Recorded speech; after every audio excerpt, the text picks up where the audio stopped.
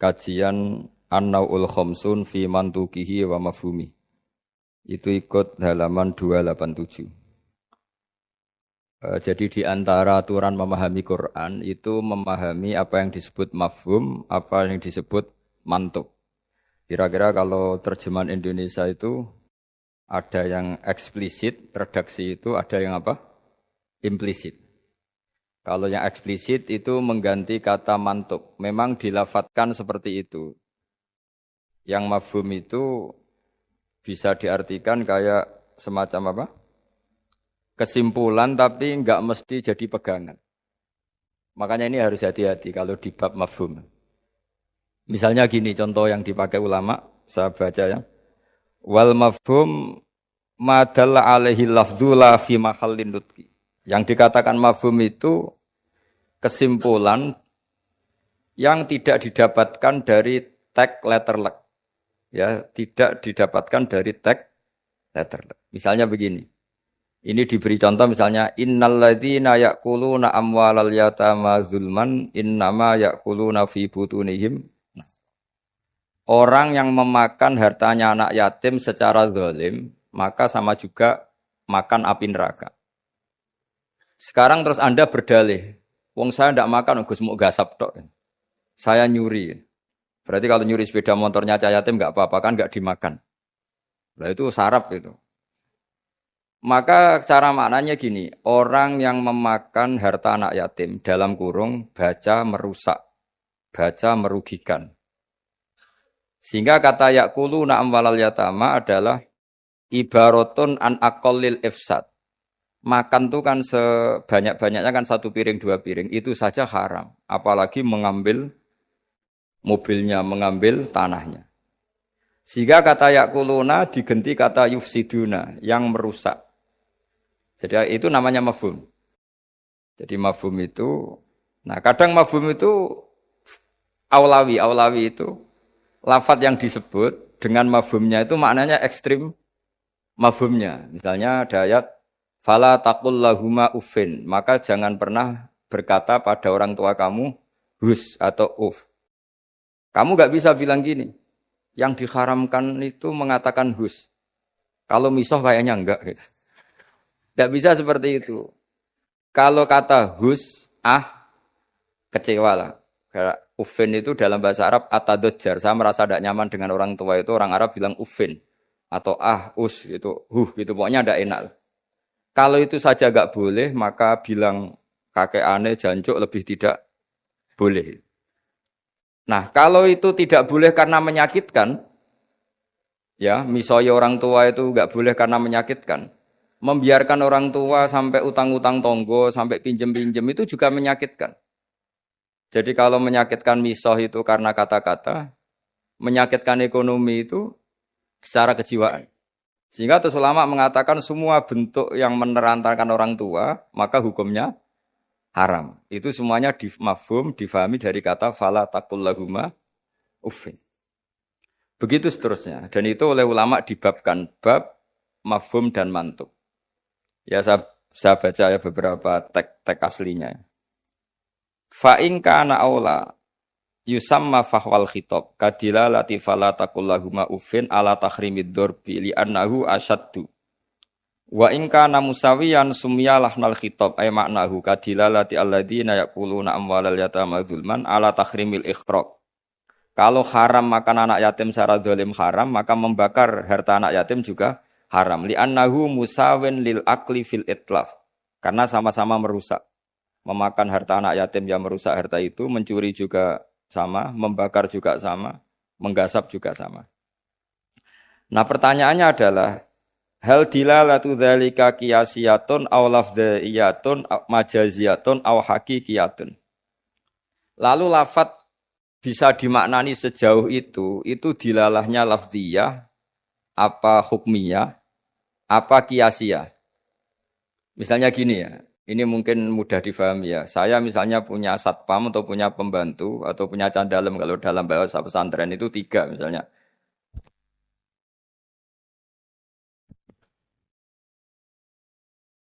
Ya saya misalnya punya pembantu ya, atau dalam bahasa santri itu candalem itu ada 3.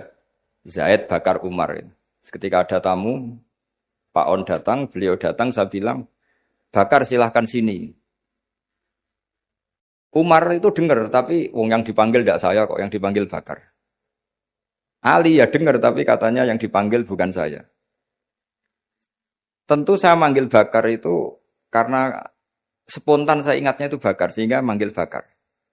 Tapi hakikat bakar adalah pengganti kata candalem. Sehingga kalau yang datang Umar ya saya enggak masalah, yang datang Ali ya enggak masalah. Karena butuh saya ada orang yang melayani. Sehingga lafadz yang disebut pun tidak jaminan hadzal lafdzu bi'aini. Ini memang agak jelimet, tapi mau tidak mau kita harus pelajari. Sehingga dalam kitab-kitab ulumul Quran diterangkan wiridan-wiridan atau perintah yang diberikan Nabi kepada sahabat meskipun disebut namanya, tetap itu untuk umum. Jadi misalnya Nabi berkata sama Mu'ad, karena kebetulan Mu'ad yang di depannya misalnya, ya Mu'ad inni uhibbuka fakul dubura kulli sholatin Allahumma inni ala dzikrika wa syukrika wa husni ibadati. Kita tahu semua hadis menyebut ya Mu'ad, wahai Mu'ad. Kata Mu'ad ini mewakili semua umatnya Nabi harus terdidik kayak Mu'ad. Meskipun yang disebut Nabi Mu'ad.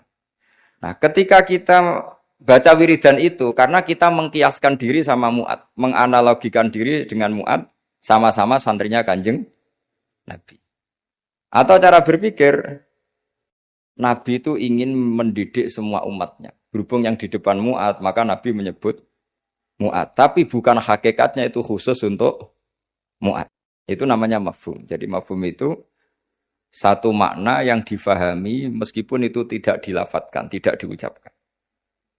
Ya begitu seterusnya. Ya saya teruskan supaya nanti makna Quran itu lebih. Ada ayat lagi, Inja akum fasikum binaba'in fatabayyanu. Terus fadhkurwaha intal mas'aril haram. Di sini ada kata lagi fajliduhum thamaninal jaldah. Jadi begitu juga menyangkut adat. Adat itu bilangan. Ketika Al-Qur'an menyebut satu bilangan, itu apakah mubalaghah? Mubalaghah itu butuh itu diekstrimkan atau punya makna sesuai bilangan itu. Misalnya begini, sampean kalau mangkal sama seseorang itu kalau dalam bahasa Jawa itu, meskipun kamu minta maaf saya 1000 kali tidak akan saya maafkan. Ternyata orang itu dablek sekali, ya sudah nanti saya minta maaf 1001 kali. Tak susui 1. Itu kamu mangkel enggak? Mesti kamu mangkel. Karena kamu menyebut 1000 kali itu saking mangkelnya bahwa saya maafkan kamu itu mukhal. Meskipun Anda minta maaf 1000 kali. Tapi orang ini tetap dablek. Ya sudah saya tambah 1001. Itu tidak bisa seperti itu. Karena adat bilangan disebut Quran dalam konteks balaghah. Itu hanya lil mubalaghah. Mengekstrimkan satu kasus atau satu peristiwa. Itu di semua bahasa dunia. Kalau kamu mangkal sama istri atau mangkal sama teman atau mangkal sama tetangga. Mbok rene nganti bungkuk, nganti sujud misalnya. Tidak akan saya maafkan. Terus kamu bilang gini, ya saya akan sowan kamu sambil melata, sambil merangkak. Itu tetap saja. Jadi ini namanya mafhum. Mafhum itu kalimat yang enggak disebut, tapi maknanya pasti seperti itu. Jadi maknanya hanya gini tok. Mbok kamu minta maaf saya 1000 kali, tidak akan saya maafkan. Maknanya hanya satu. Betapa bencinya orang itu pada itu. Itu aja maknanya. Betapa bencinya. Nah, di sini juga ada kalimat misalnya, ada beberapa kelompok sing Allah itu ngendikan la yukallimuhum wa la yanzuru ilaihim. Allah melihat saja enggak mau. Ngendikan saja enggak mau. Pertanyaannya adalah secara hakikat semua makhluk Allah dilihat Allah enggak? Dilihat. Tapi ada ayat wala yanzuru ilaihim. Makhluk-makhluk seperti ini tidak dilihat Allah. Nah, makna tidak dilihat adalah tidak dipedulikan. Hakikatnya Allah tetap melihat. Jadi ayat itu hanya menunjukkan betapa bencinya Allah sama kelompok itu. Sampai diistilahkan Allah tidak berkenan melihat. Jadi gak usah dimafhum gini. Oh beneran Allah gak delok, aku maksiat rakonangan. Wah yo kasus kalau seperti itu. Nah, ini memang itu balaghah. Jadi ilmu-ilmu yang harus dianalisis secara balaghah. Jadi ada kelompok-kelompok yang menjual belikan agama atau melakukan kejahatan atas nama agama. yasaruna bi ahdillahi wa aimanihim tsamanan qalila. Itu orang-orang ini akan dihukum, kata Allah hukumannya adalah la yukallimuhumullah. Allah tidak berkenan ngendikan, juga tidak berkenan melihat. Monggo Pak nak badhe wonten acara. Ini beliau mau nemuin tamu dari kedokteran. Saya teruskan ya. Jadi para audien, para hadirin yang saya hormati. Makanya kita sekarang kan punya jargon kembali Quran dan Sunnah. Tapi tetap saja aturannya memahami Quran dengan cara-cara yang dipahami para ulama dulu. Yang ulama itu punya sanad sampai sahabat, tentu sampai Rasulullah SAW. Di antara bahasa Arab itu ada mubalaghah. Mubalaghah itu mengekstrimkan satu peristiwa. Dan pilihannya kadang pakai bahasa tadi. Saya beri contoh tadi yang orang Jawa bilang, mbok kue rene ping 1000 tetap rata sepuro. Kamu tidak bisa ngarang buku. Kalau 1000 tidak cukup. Kalau 1001 pasti cukup. Memangnya ini KPU kalau 50 plus 1 terus menang. Tidak bisa seperti itu. Ya maknanya hanya ma'asyadda bughdahu. Betapa bencinya orang itu. Gitu aja. Allah tidak berkenan melihat orang yang menjual belikan agama. Wah malah penak Allah kalau nggak lihat kita enak. Tidak bisa seperti itu. Saking bencinya Allah sampai diistilahkan tidak berkenan melihat. Itu kan seperti kamu benci orang. Wah nak roh kue mutah-mutah. Masa mutah-mutah betul kan? Saking nggak maunya melihat. Itu di bahasa Arab juga seperti itu. Ya, Sabri. Terus waktu lifa fil ikhtijat bihadhil mafahim ala aqwalin katsirah. Wal asah fil jumlah annaha kullaha hujjatun bisyurutin. Minha alla yakunal mazkuru kharaja lil ghalib. Kemudian mafhum itu apakah bisa jadi argumentasi hukum? Jawabannya iya. Asal lafadz yang disebut yang eksplisit tadi disebut bukan karena ghalib. Ghalib itu gampangnya omong lah. Ghalib itu umum. Misalnya begini, saya beri contoh yang ekstrim. Jong nak ono wong melarat sini hormati. Misalnya saya seorang kiai atau seorang dosen, kalau ada tamu miskin hormati. Setelah itu ternyata tamunya orang kaya, terus pembantu saya seenaknya tidak hormati. Alasannya yang harus dihormati itu yang miskin, kalau yang kaya tidak perlu. Ini tentu pembantu yang buruk. Karena mengatakan jika yang miskin hormati itu sebenarnya maknanya itu prioritas, bukan catatan hukum. Jadi kalimat disebut itu kan kadang catatan hukum, kadang prioritas. Kalau tadi ya maknanya hanya jika orang miskin prioritaskan, bukan berarti yang kaya tidak perlu dihormati. Lah itu banyak di Quran, di hadis, lafadz yang sebetulnya disebut itu prioritas, tapi oleh orang yang enggak ahli bahasa dianggap catatan apa? Hukum. Maka itu menjadi gaduh, secara hukum menjadi gaduh. Saya beri contoh yang ada di Quran. Kalian tuh haram menikahi anak tiri itu anaknya istri, yang serumah dengan kamu. Yang serumah dengan kamu itu bukan catatan hukum. Ya jadi begini ya, misalnya saya beri porsi hukum fikih ya. Yang diharamkan dalam Islam itu kan 3. 1 karena nasab, 2 karena rodok penyusu, 3 karena musaharah. Musaharah itu besan. Kalau yang karena nasab kita tahu 7 ya. Kalau dalam bahasa Arab 7, kalau dalam bahasa Jawa itu tinggal 4. Ya 7 itu apa saja coba yang hafal Quran tuh. Hurrimat alaikum ummahatukum wa banatukum wa akhwatukum wa ammatukum wa kholatukum wa banatul akhi wa banatul ukhti. Itu kalau dalam bahasa Arab muharramatun nikah itu ada 7. Tapi orang Jawa bilang hanya 4. Sebenarnya memang 4. Karena orang Arab itu kan ngitungnya ibu, putri, saudara putri, bulik dari bapak, bulik dari ibu, keponakan dari saudara lelaki, keponakan dari saudara perempuan. Kalau orang Jawa kan ngitungnya bulik ya 1. Ya kan saudaranya bapak atau ibu kita bilang boleh. Kalau orang Arab enggak. Kalau saudaranya bapak, ammah. Ya, saudaranya bapak itu ammah. Kalau saudaranya ibu, kholah. Maka dihitung 2. Wa ammatukum, wa kholatukum. Kalau anaknya saudara, orang Jawa bilang keponakan. Kalau orang Arab dihitung wa banatul akhi, wa banatul ukhti. Sehingga 4 ini di Jawa diringkas jadi berapa? 2. Yaitu haram menikahi bule dan haram menikahi keponakan. Jelas ya. Kemudian yang kedua haram karena rodok. Jika kamu nyusu sama Sri misalnya, otomatis anaknya Sri saudara rodok. Dan ibu yang kamu susui otomatis ibu rodok, suaminya Sri, bapak rodok. Itu karena rodok. Terus ketiga karena musoharoh. Ya ini didengerin. Supaya jadi ahli hukum. Jadi masa Universitas Islam Indonesia tidak tahu muharramatun nikah. Kamu jangan ikut bahasa-bahasanya artis-artis gaul di Jakarta. Di Jakarta itu kalau orang sudah nikah malah namanya muhrim. Itu sebenarnya salah bahasa. Justru yang bisa dinikah itu harus ajnabiyah orang lain. Kalau mahram malah gak boleh dinikah. Karena maknanya mahram itu orang yang haram dinikah.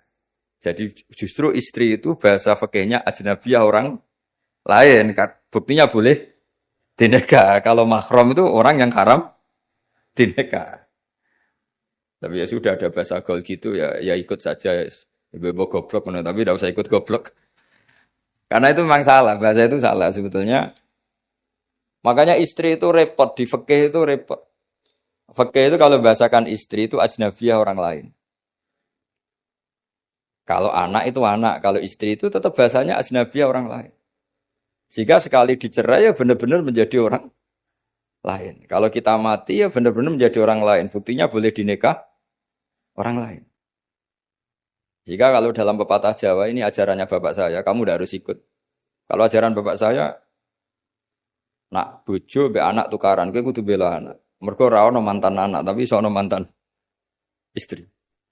Sehingga tradisi keluarga saya itu pokoknya anak itu nomor satu, baru istri. Tidak tahu kalau tradisi sampean istri dulu baru anak. Itu. Karena tadi cara berpikir anak itu selalu anak. Ya anak itu selalu anak. Tapi kalau istri tidak mesti. Apalagi istri sampean cantik terus sampean mati gitu itu sudah. Ya sudah selesai. Mesti nikah orang lain gitu. Enggak tahu nanti kalau di surga ikut siapa, enggak tahu ini. Mesti oportunis kalau kamu masuk neraka dia ikut yang masuk surga. Kalau masuk surga semua ikut yang kelas lebih tinggi. Saya teruskan ya. Terus haram ketiga itu karena musoharoh. Disebut wa akhwatukum wa ummahatukum lati arda'nakum wa akhwatukum narodan. Terus wa ummahatu nisaikum apa? Wa ummahatu nisaikum. Ibu dari istri kamu. Apa kalau orang sini bilang? Mertua ya. Nah mertua dengan mantu itu hubungannya dua. Seorang lagi ya. Mertua sama mantu itu hubungannya dua. Ya seorang lagi. Misalnya kamu nikahi Sri. Berarti ibunya Sri sebagai apa? Mertua. Itu menjadi mertua itu bimujarrodil akdi. Sekedar akad, kamu bilang qabil tu nikahaha wa taswija bil mahrin madkur. Itu langsung jadi mertua. Ya, langsung jadi. Tapi kalau hubungan ibu dengan anak, misalnya kamu nikahi janda, punya anak cantik, sudah perawan. Terus setelah kamu nikah dengan janda ini, akad, itu belum menjadi anak tiri. Menjadi anak tiri betul itu setelah kamu hubungan suami istri dengan ibunya. Saya ulang lagi ya, jadi kalau menjadi mertua itu cukup akad. Tapi anak tiri menjadi anak tiri kamu yang haram dinikah, itu nunggu hubungan suami istri sama ibunya. Sebab itu agak rumit memang di fikih. Kenapa demikian? Karena ya memang aturannya gitu, makanya disebut waroba ibu kumulati fi hujurikum min nisa ikumulati dakhaltum bihin fa illam takunu dakhaltum bihinna fala junaha alaih. Jadi kalau hubungan batunya ya hubungan menantu sama siapa? Mertua itu hanya dimulai akad. Jadi setelah akad sampean salaman apa ini sudah menjadi mahram dan selamanya haram dinikah karena sudah menjadi apa? Mertua kamu. Tapi kalau orang yang kamu nikah itu punya anak putri itu menjadi anak tiri yang benar-benar berstatus anak tiri setelah hubungan sama istri. Ya ini jelas ya. Makanya disebut seperti itu. Tapi di situ ada catatan waroba ibu kumulati fi hujurikum. Anak tiri yang serumah. Yaitu semua ulama ngendikan kata fi hujurikum yang serumah itu diabaikan. Jadi tidak bisa misalnya gini, kamu nikahi Sri di Jogja, punya anak tiri di Jakarta, berarti halal karena tidak serumah. Wah itu sesat dan menyesatkan. Ya. Karena ada aturannya, fi hujurikum itu kalimat yang disebut Allah itu normatif. Normatif artinya umumnya anak tiri itu serumah, tapi bukan sebagai catatan hukum. Dan itu banyak sekali lafaz-lafaz yang disebut Allah atau disebut Rasulullah bukan sebagai catatan hukum, tapi normatif. Itu kan seperti gini. Jong, bukti kamu hormat tamu. Kalau ada tamu itu suguhi teh. Kalau ada tamu itu suguhi kopi. Itu normatif. Bukan berarti yang tidak nyuguhi kopi itu tidak menghormati tamu, tidak bisa seperti itu. Kalau tamunya darah tinggi, kan malah mati. Nah, ulama itu sangat kompeten sekali memahami Quran. Mana lafaz yang disebut Allah itu normatif, mana yang disebut Allah itu sebagai catatan hukum. Kalau fi hujurikum menjadi catatan hukum, maka maknanya begini. Haram menikahi anak tiri yang serumah. Waroba ibu kumulati fi hujurikum. Mafhumnya kalau tidak serumah, boleh, wayo kacau. Ibunya kamu embat, anaknya kamu embat, hanya karena beda. Itu sesat dan menyesatkan. Makanya bahaya sekali nafsirkan Quran tanpa ilmu. Sampai ada ancaman man fassarul Quran bi ra'yihi falyatabawa maq'adahu minan nar. Orang menafsirkan Quran dengan semaunya sendiri, maka sama juga pesan satu tiket di neraka. Jadi sampean sama saya itu potensi masuk neraka saya sebetulnya. Karena saya nekuni tafsir. Itu bahaya sekali. Sebab itu saya tradisikan kalau ngaji itu pakai kitab supaya sanadnya mutasil sampai Rasulullah SAW. Enggak boleh mengajarkan Quran terjun bebas menurut saya. Memangnya agama menurut kamu enak aja. Enggak boleh agama kok menurut saya. Agama yang menurut Allah dan Rasul. Enggak boleh menurut saya. Kalau menurut saya berarti agama macam-macam karena setiap orang menurut masing-masing. Ya, saya teruskan ya. Jadi di antara dengan tanda kutip jebakan-jebakan lafaz adalah kita tidak pernah tahu lafaz itu disebut itu karena apa. Karena mewakili kelompoknya, seperti tadi. Saya punya tamu terus manggil sekenanya. Wahai Bakar sini. Kira-kira yang datang Umar tetap saya seneng enggak? Seneng. Butuhnya ada orang yang hormat. Yang datang Ali ya saya seneng. Yang datang Zaid yang seneng. Yang datang siapa saja seneng. Itu kan ibarat kamu orang kaya kemalingan, satpam yang paling kamu ingat itu misalnya Hutomo. Hutomo sini. Di situ banyak satpam yang namanya enggak Hutomo, terus enggak ke kamu. Kira-kira kamu bilang satpam ini goblok enggak kira-kira? Dengan dalih, saya ada dipanggil. Karena makna menyebut kalimat tadi sekenanya. Nyebut Hutomo itu mewakili semua security. Cuma kebetulan yang kamu ingat, Hutomo. Itu memang agak jelimet ulumul Quran. Tapi masuk akal. Semuanya setelah dijelaskan masuk akal. Ketika yang datang siapa saja, kamu tetap matur nuwun. Karena ada yang menolak. Nah, lafaz di Quran ya seperti itu. Kadang lafaz itu pengganti sejenis. Napa pengganti? Misalnya yang masyhur dalam mazhab kita. Rasulullah itu mengeluarkan zakat fitrah so'an min tamrin au so'an min akidin. Rasulullah mengeluarkan zakat fitrah dari kurma. Imam Syafi'i tidak maknani kurma, tapi dimaknani kuti ahli baladi, makanan pokok yang sesuai negara masing-masing. Sehingga kalau orang Jawa ya pakainya beras. Meskipun di hadis disebutkan tamar. Sama seperti Nabi ngendikan gini, tasaddaku walau bisiki tamrotin, sedekahlah meskipun dengan separuh kurma. Kira-kira orang miskin Indonesia kamu kasih separuh kurma itu dianggap ngenyak apa enggak? Ya maksudnya separuh kurma itu kalau kita ya mungkin setengah kilo atau telur setengah kilo. Atau kata separuh secuil itu maknanya kit'ah yasiro. Saking sedikitnya diistilahkan secuil. Tapi bukan berarti cuilan betul. Nah kalau ingin persis hadis tadi ya satu kurma kamu cuil terus kamu kasihkan. Kira-kira dianggap ngenyak apa dianggap sedekah?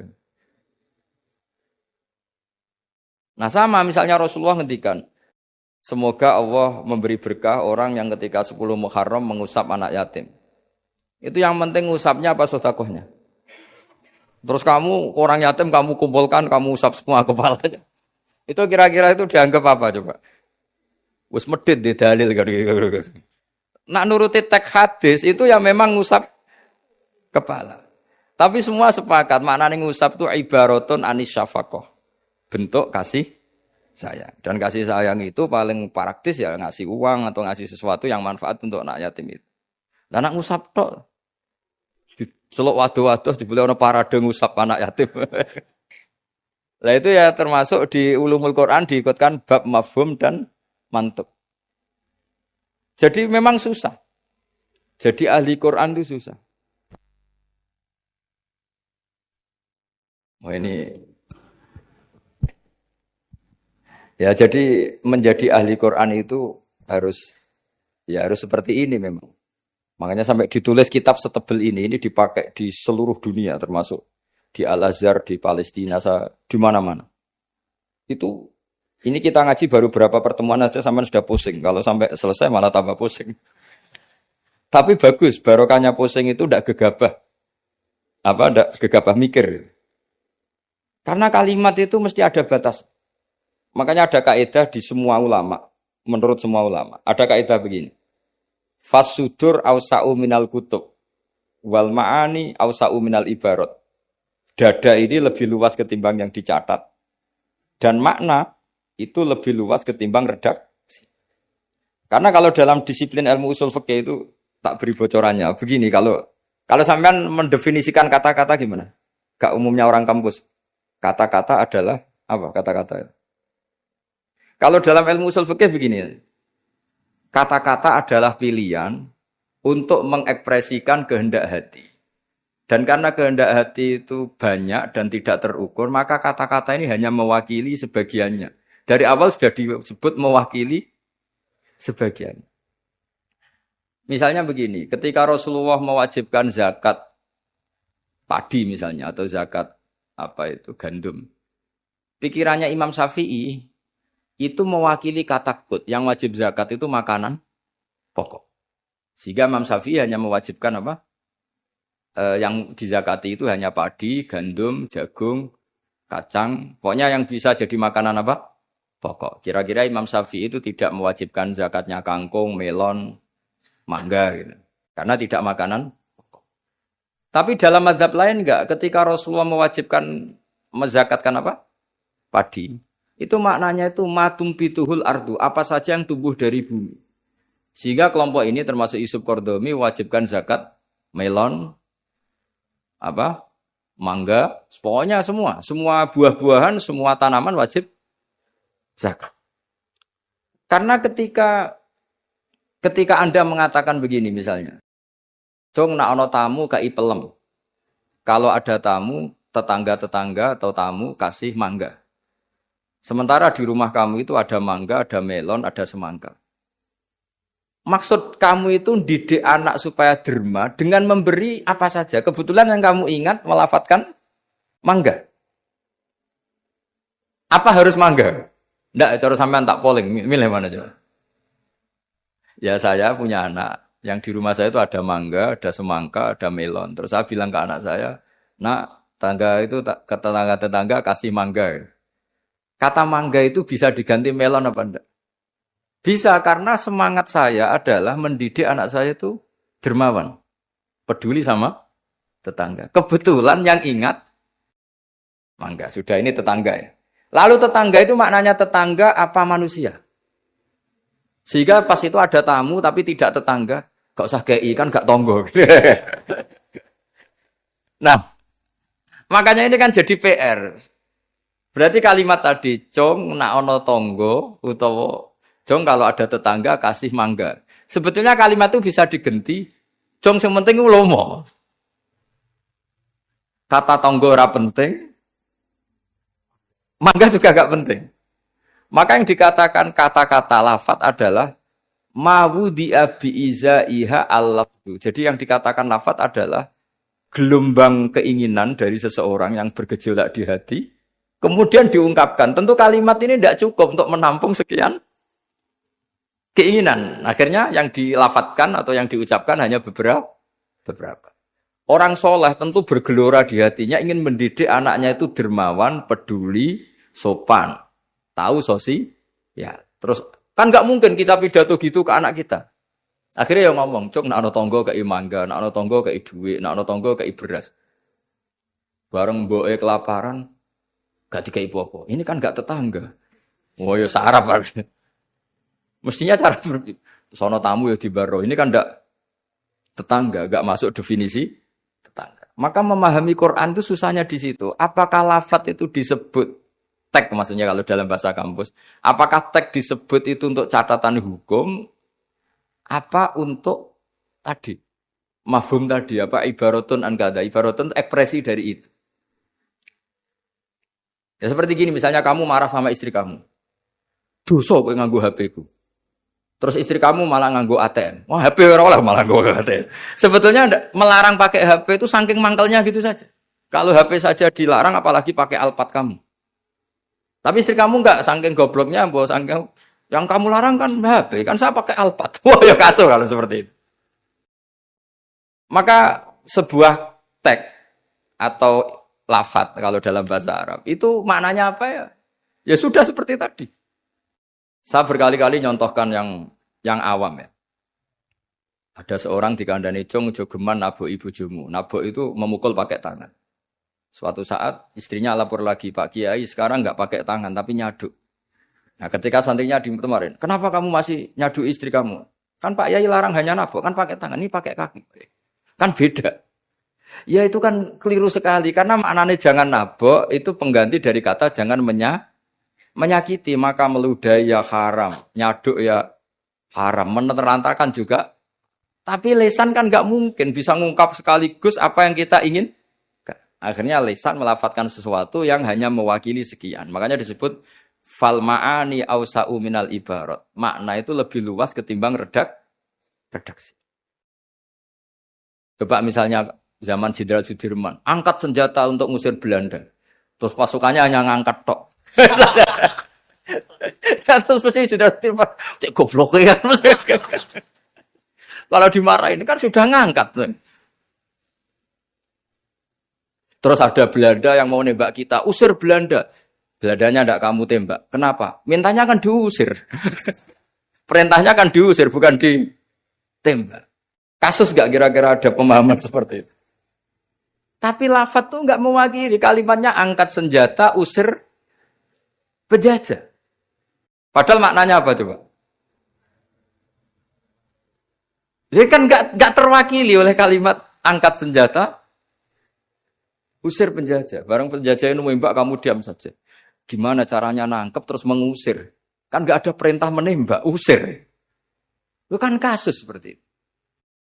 Jadi makanya di antara syurutul mufassir yang paling pokok adalah maliyan bil arabiyah. Dia punya kemampuan kesusastraan Arab.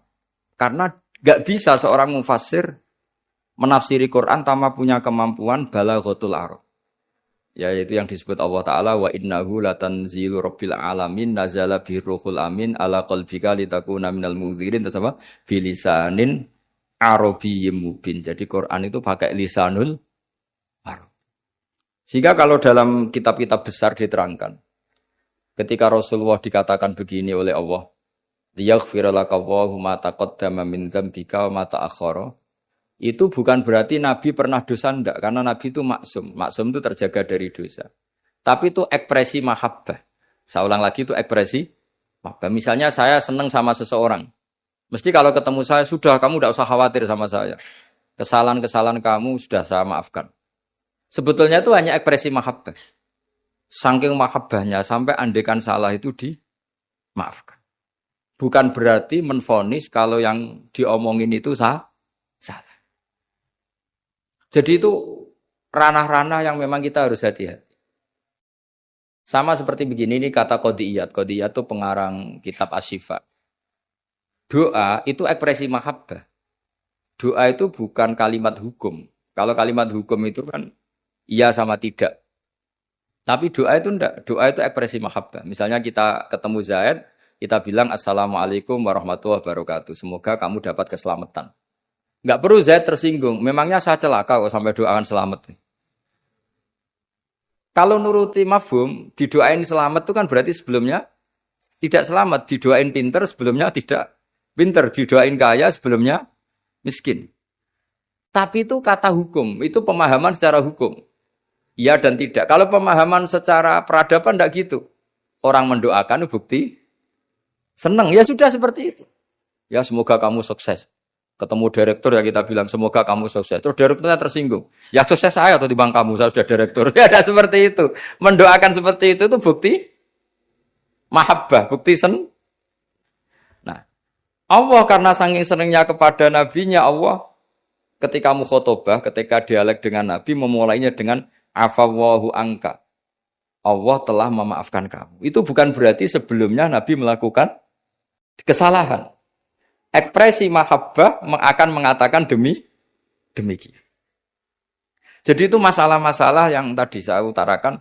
Fal ma'ani awsa'u minal ibarat. Apa yang ada di hati, ma'ani itu sesuatu yang kita kehendaki. Ma'ani itu dari mufrad maknan, sesuatu yang dikehendaki itu bergejolak jauh lebih dahsyat ketimbang redaksi. Jadi misalnya pagi-pagi, nak tangi turu itu nang wudu, nang sarapan. Ya sudah itu ekspresi bentuk cinta orang tua kita ke kita. Bahwa bangun tidur itu ya wudu terus sarapan. Tapi lalu misalnya anak ini melakukan selain sarapan, asal menyenangkan, orang tua ya senang. Jangan monoton terus saya harus sarapan. Ini perintah orang tua. Tidak seperti itu. Nah sekarang faktanya itu banyak orang memahami Quran secara tekstualistik atau secara harfiah. Itu dalam ulumul Quran itu bahaya sekali. Karena itu tidak mewakili. Saya beri sekian contoh bahwa teks itu kadang tidak mewakili. Misalnya gini. Matsalul ladzina yunfikuna amwalahum fi sabilillah kamatsali habbatin ambatat sab'a sanabila fi kulli sumbulatin mi'atu habbah. Kan tidak semua padi itu punya sab'a sanabil, punya 7 tangkai. Ya, dan tidak semuanya satu tangkai berbiji 100. Itu bahasa Arab murni. Ibaratnya seperti itu. Ya redaksinya Pak, ibaratnya seperti itu. Bahwa sedekah yang diterima Allah ibarat padi yang tumbuh dalam kondisi paling ideal. Dan orang Arab maupun orang Jawa atau orang mana saja biasanya mengekspresikan ideal itu pakai angka. Misalnya, wah itu sugih, dunia sak gunung. Itu maknanya kaya sekali. Padahal banyak orang punya gunung tidak kaya. Karena gunungnya tandus. Tapi orang itu akan sepakat, itu kaya sekali, punya harta 1 gunung. Coro cah cilik nak bantah-bantah, dunyaku sak gunung, tidak muni sak langit. Ya pokoknya ingin menunjukkan bahwa kaya raya yang tidak terhingga. Loh itu banyak di Quran seperti itu. Maka saya beri definisi ya supaya sampean ahli usul fikih. Apa yang dikatakan tag ma wudi'a bi izaiha al-lafdu. Yang dikatakan tag adalah ekspresi dari gejolak batin ingin mengungkapkan keinginan. Karena batin ini bergejolak, tag ini hanya mewakili sebagiannya. Kayak tadi kamu ketakutan di dalam rumah, ada ular gitu, misalnya ibu-ibu atau mbak-mbak, mesti manggil kan, Kak Rene, ingatnya kakaknya. Terus adiknya di situ, nggak ke situ. Kenapa kamu nggak ke situ ada ular? Kan kakak panggil kakak, saya kan adik. Kira-kira kamu mangkel nggak sama adik yang seperti ini kira-kira? Goblok atau sekolah pasti gitu. Nah sebetulnya kalau ini waras, adiknya waras, cara berpikir kayak gitu. Kakak dalam bahaya minta pertolongan dan kalimat kak atau mas itu ekspresi dari orang yang dimintai pertolongan. Jadi kata mas dihilangkan, diganti. Orang yang dimintai, sehingga kalau yang datang bapaknya ya seneng, pamannya ya seneng, adiknya ya seneng. Meskipun kalimatnya bilang mas atau kakak. Jelas gini ya. Itu dibabkan tadi mana kita? Dibabkan di mafhum dan mantuk. Ya, dibabkan di mafhum dan apa? Mantuk. Saya teruskan lagi ya. Di annahu innama khassa bidzikri li ghalabati khudurihi fi dzihni. Jadi ini jelas ya. Mungkin ada banyak yang pintar bahasa Arab, ini saya baca teksnya. Li annahu innama khassa bidzikri li ghalabati khudurihi fi dzihni. Kenapa menyebut si A si B karena yang kebetulan diingat. Tapi makna yang diinginkan kan siapa saja yang menolong karena ada ular, meskipun menyebut seseorang. Ya kayak tadi misalnya satu rumah itu ada kakak, adik, paman. Terus ketika ada ular atau ada maling kita bilang, Kak tolong. Kak tolong itu sebetulnya mewakili siapa saja yang bisa menolong. Kebetulan yang pas diingat saat itu kakak. Tapi andaikan yang datang pamannya ya seneng, adiknya seneng atau siapa saja. Jadi pertanyaannya adalah yang paling pokok dari itu adalah minta tolong. Bukan kalimat kakak. Nah yang kalimat kakak ini namanya apa? Disebut karena diingat. Bukan disebut karena catatan hukum. Nah itu ada ilmunya. Berapa kalimat yang disebut karena yang diingat atau sebagai catatan hukum. Kalau sebagai catatan hukum ya punya mafhum mukhalafah. Kalau tidak ya tidak. Misalnya begini, ada pernikahan Sri sama Zaid. Kemudian Zaid ini security atau cadalem. Terus ketika tak panggil, Zaid datang. Yang datang Umar. Kan sama-sama cadalem, tidak bisa kalau seperti itu harus Zaid karena mau akad nikah. Masa akad nikah diganti-ganti kan tidak bisa. Kan sama-sama cadalem ya tidak bisa. Lama-lama sampean maju kan sama-sama manusia ya tidak bisa kalau konteks seperti itu. Makanya lafadz disebut itu dilihat. Disebutnya sebagai catatan hukum. Apa sebagai tadi yang sedang diingat. Ya jadi jelas ya. Jadi itu ada aturan-aturannya. Li'annahu innama khassa bidzikri li ghalabati khuduri fi dzihni. Terus kedua ada catatan lagi wa alla yakuna muwafiqan lil waqi'.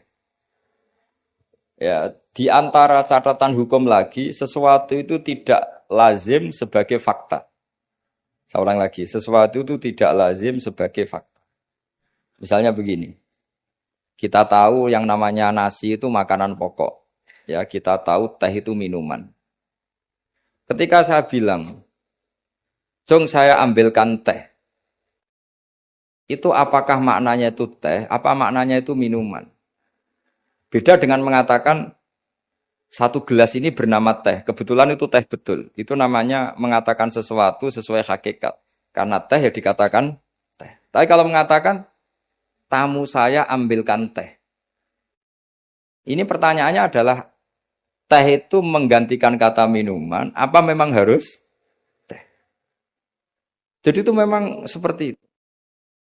Sehingga di hadis, banyak dawai Nabi itu diganti. Tapi penggantinya harus ulama. Kalau tidak ulama namanya bid'ah. Misalnya Nabi mengajari gini, anak-anak kamu ajarin panah. Dulu alat perang itu ya panah. Terus di era modern kamu tetap pakai panah, maksudnya pakai brand. Karena Nabi dawuhnya panah. Ya taqabbalallahu minna minkum taqabbal. Jadi seperti karena Nabi ketika mengatakan panah adalah ibaratun an alatil harbi. Implementasi dari alat perang yang zaman itu panah. Itu kan sama seperti Nabi ajari anak kamu berkuda dulu, alat perang transportasinya itu, alatnya itu kuda. Sekarang musuh pakai pesawat tempur, kamu pakai kuda.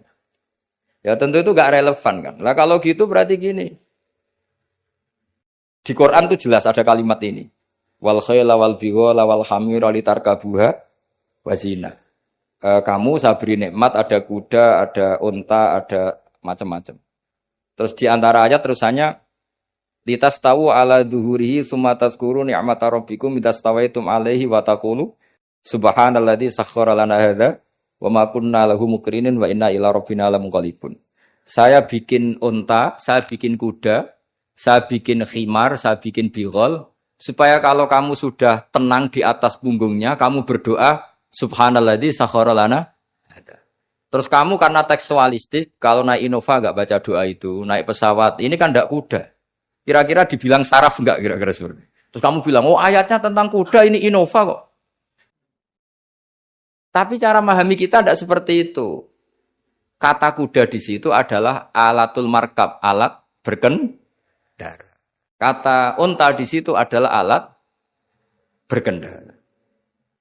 Maka semua transportasi atau alat transportasi kita kalau naik ya tetap berdoa subhanalladzi sakhkhara lana.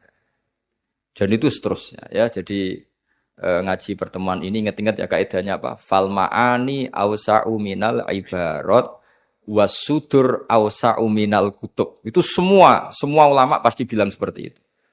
Kalau sampean belum pernah bilang berarti belum ulama. Makanya ini dimulai sekarang.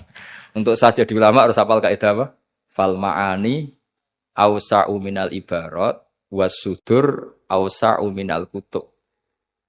Itu nanti kalau sampean sudah pinter itu pinter betul itu nanti. Bukan pinter-pinteran tapi pinter betul. Karena memang seperti itu. Sehingga misalnya Rasulullah dulu, tofa Rasulullah rokiban, Nabi tawaf secara berkendara. Saat itu tentu naik unta. Sekarang orang-orang sepuh pakai kursi roda. Jangan terus bilang gini, dulu Nabi naiknya unta, maka orang sepuh nggak boleh pakai kursi roda, harus pakai unta. Yo dia tabuki polisi Arab aneh-aneh sebenarnya. Jadi karena dulu Nabi sudah berumur dan beliau tidak suka memaksakan dan untuk menunjukkan kalau tawaf secara berkendara itu sah boleh, terus beliau naik unta sambil apa? Tawaf. Akhirnya kesimpulan hukumnya apa? Boleh berkendara saat tawaf. Sudah untanya dibuang. Maksudnya harus pakai untanya. Lama-lama nanti gini, nggak boleh tawaf sekarang. Dulu Nabi tawaf langsung tanah, ini sudah keramik gini, nggak boleh. Ya repot kalau kamu perdebatkan begitu terus ya repot. Lah ya karena tadi ketika Nabi naik unta itu semangatnya Nabi adalah mempermudah umatnya terutama bagi yang tua. Semangat yang ingin dimaklumatkan Nabi itu. Wahai umatku kalau kamu sudah tua jangan memaksakan jalan, berkendaralah. Atau cari alat yang menjadikan kamu mudah. Nah itu tentu gak tersampaikan semuanya dengan redaksi. Tapi dadanya Nabi bergejolak ingin mengimplementasikan bahwa agama ini yuridu wa bikumul yusra wa la yuridu bikumul usra. Wah itu tentu gejolak ini kan enggak terwakili oleh lafaz. Seperti kamu bilang ke istri kamu, "Dek, saya cinta kamu karena kamu cantik." Itu bukti seneng saja. Nak bojone cerdas, berarti aku nak selek kira seneng. Wah, ya repot kalau gitu. Padahal kalimat itu maknanya kan gitu. "Dek, saya seneng kamu karena kamu cantik." Mafhumnya apa? Kalau tidak cantik, kalau sudah tidak cantik tidak seneng. Tapi tidak seperti itu. Pokoknya kamu itu ingin gombal terus ngomong itu aja. Jadi makanya walhasil itu tadi. Ingat-ingat ya Pak. Fasudur awsa'u minal kutub. Bahwa dada kita ini lebih luas ketimbang yang kita tulis. Ya dada kita lebih luas ketimbang yang kita. Terus wal ma'ani awsa'u minal ibarat. Makna yang kita kehendaki itu jauh lebih luas ketimbang redaksi. Karena tadi kita manggil security misalnya si A, yang datang selain si A juga nggak masalah. Karena kata si A tadi hanya keterbatasan kita sebagai manusia, sehingga harus menyebut satu orang. Padahal siapa saja nggak masalah. Karena butuhnya kita ada yang menolong atau ada yang membantu. Ya saya ulang lagi ya. Fal ma'ani awsa'u minal ibarat wasudur awsa'u minal kutub. Assalamualaikum warahmatullahi wabarakatuh.